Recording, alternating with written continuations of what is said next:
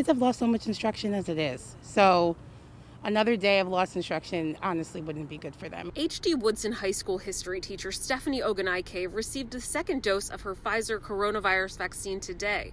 Tomorrow, she and the rest of her colleagues at DCPS that have been instructing classes in person for the last 2 weeks will be teaching virtually. But I was nervous about how I was going to feel, and having to go in really kind of made me nervous, so I was really happy that they made that decision. According to the CDC, side effects from the booster shot usually present within the first 24 hours of receiving the shot.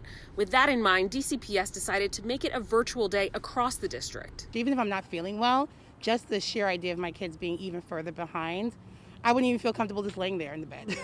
I would probably still make my way to the computer. What if teachers don't feel well enough to teach virtually? DCPS says their classes will be asked to participate in asynchronous learning.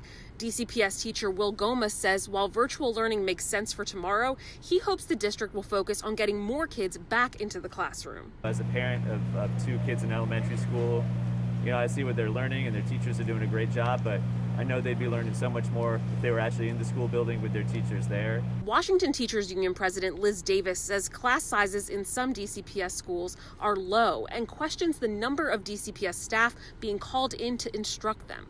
For example, we have a school, Johnson Junior High School, which has anywhere from 3 to 6 students showing up daily, and about 7 or 8 teachers have been pulled for that. Well, those teachers, if they're not needed, they should be able to continue serving those kids from virtually that they were working with prior to returning.